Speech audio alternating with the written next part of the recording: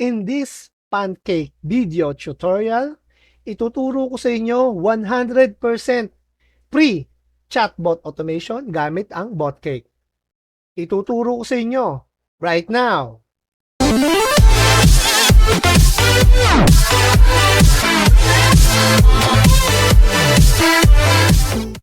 Hello, kamusta? Good morning, good afternoon, and good evening. Ako nga pala si Tope David at welcome dito sa aking channel na Tope David TV.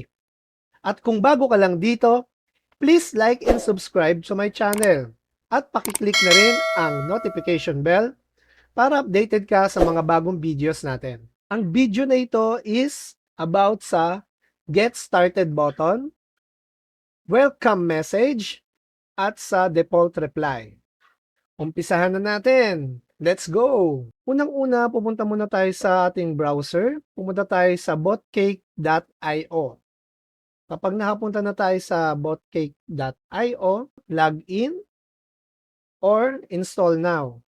Sa akin, dahil nakapag-register na ako, i-click ko na lang tong login, automatic siya na madedetect na yung iyong Facebook account. Ang importante, dapat ang Facebook account mo is naka-open na. Kagaya nito, sa akin, naka-open na siya para automatic nang madedetect ni BotCake yung iyong Facebook. Yan. I-reconnect mo lang siya dyan. Yan, makikita mo na yung iyong mga pages. Automatic yan. Makikita yung iyong Facebook account. About sa mga pages, ikaw mismo ang maglalagay. Pwede kang mag-add. Kagaya nito, pwede kang mag-add. Messenger ba yan? Kiklik mo yung messenger. Tapos, pipili ka rito ng mga pages mo. Yun. I-active mo siya, kagaya nito. Kapag na-active mo na siya, automatic na pupunta na siya dito sa iyong mga pages. Balik tayo sa dashboard. Dashboard muna tayo. Dahil hindi yan yung ating gagawin. Pinakita ko lang siya na ganun yung pag-a-add. Ngayon, ang gagawin natin ngayon is itong Yanada Prints. Ito yung isa kong page na nagbebenta ako ng mga t-shirt sa mga nanonood ngayon na gumagawa ng clothing line nila. Eto, bagay na bagay sa inyo to. Kasi ito yung gagawin kong sample para makagawa tayo ng automation. Ngayon, pagpunta mo rito sa iyong page na gustong i-automate, pumunta ka dito muna sa settings. Pagpunta mo sa settings, dahil nga bago lang yung page mo, wala pa siyang laman, hindi pa naka-activate yung kanyang Get Started button. Ayan o, nakikita nyo siya. Hindi pa siya naka-activate. Ngayon, lalagyan natin to ng laman. Greeting. Anong greeting natin? Ayan, bago ako mag-start, meron na akong mga ginawa. Kinapi-paste ko lang to sa mga ibang nag-online seller. Ayan, pwede kang kumopya at tapos i-remodel mo na lang siya. Agad itong ginawa ko, yan, ika-copy paste ko na lang siya. Lalagay ko rito sa greeting, i-paste ko siya, tapos aalisin ko tong name. Di ba may nakikita kayo na naka-customize yung kanyang name? Ba may nakikita kayo dyan na naka-customize na name? Ba may nakakita kayo? Hi, tapos Christopher David. Ayun. Ito yon yung name na to. Papalitan nyo to. Tapos, kiklik nyo to. Yan. Tapos, may makikita kayong first name. Pero pwede rin full name. Pero mas maganda kasi is yung first name na lang. Yan. Yan. Pwede mo pang i-customize yan. Pwede mo siyang dagdagan. Depende sa'yo. Depende sa product mo. Depende sa services mo. Para makita mo siya, pwede mo siyang i-show, preview show. Ganyan yung mangyayari. Ito yung makikita ng customer niya. Ako, iniksiyang ko lang para hindi siya masyadong mahaba. Kaya ganyan lang siya. Ayun no, hi Tope, thank you for getting in touch. Tapos may makikita sila ritong button sa baba, okay? Ngayon i-activate mo yung button, di ba? Activate mo yung button. Ayan, success. Ngayon, may kita mo siya na meron na ditong button. Ayan, get started. Kasi kanina, di ba, wala.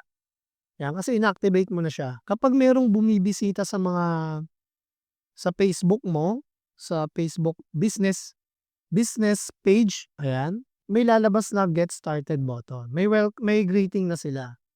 Ngayon, check natin ngayon yung ating bot cake sa baba. Dapat naka-target mo is Philippines. Ayan.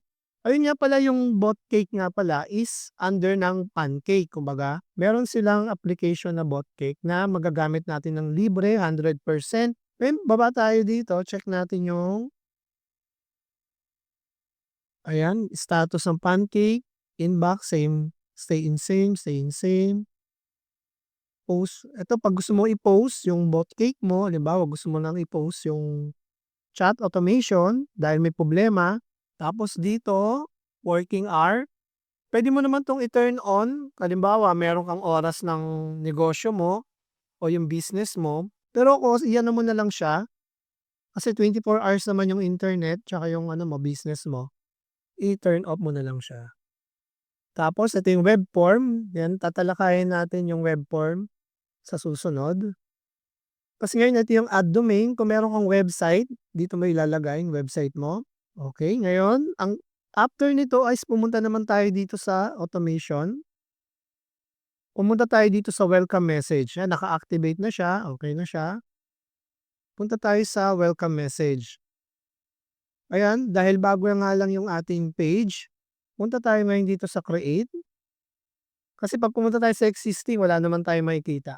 Yan, create tayo. Ngayon naka-create na tayo, gumawa uli ako nung aking mga notes para mabilis tayo makagawa, hindi na tayo mag-iisip. Ito yung nakita ko na simpleng ano lang siya, simpleng welcome message lang, okey, copy. Ta's ilagay mo na siya dito sa content. Ito yung mga mabilisang gawa lang, simplehan lang natin, huwag na natin masyadong patagalin. Ayan, may nakikita tayo ditong gender, gender, tsaka name.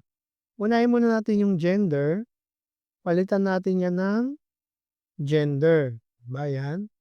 Next naman, ito palitan naman natin ng first name uli, first name.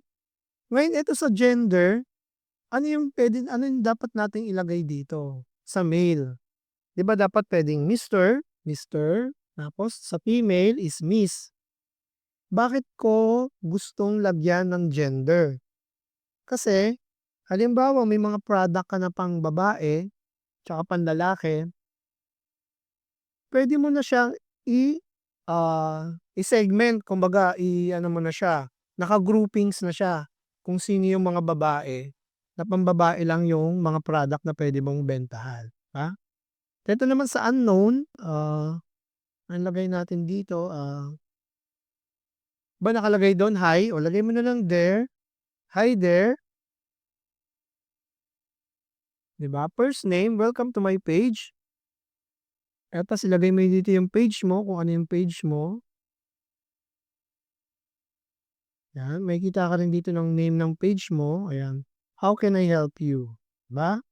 Simpleng ano lang siya, welcome message.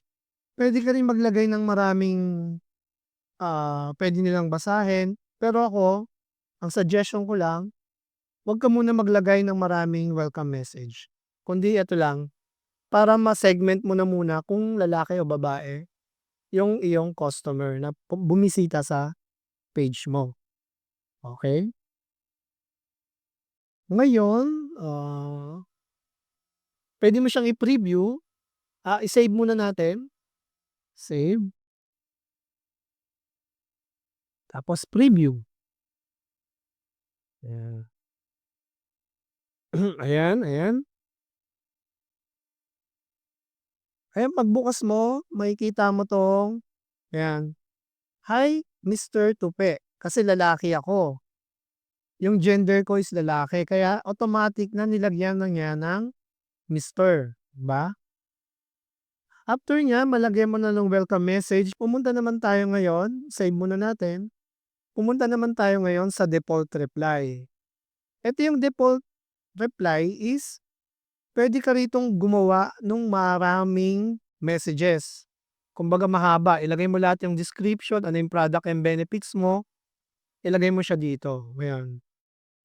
Ako may ginawa na ako, eto, dito, para ika-copy paste na lang natin,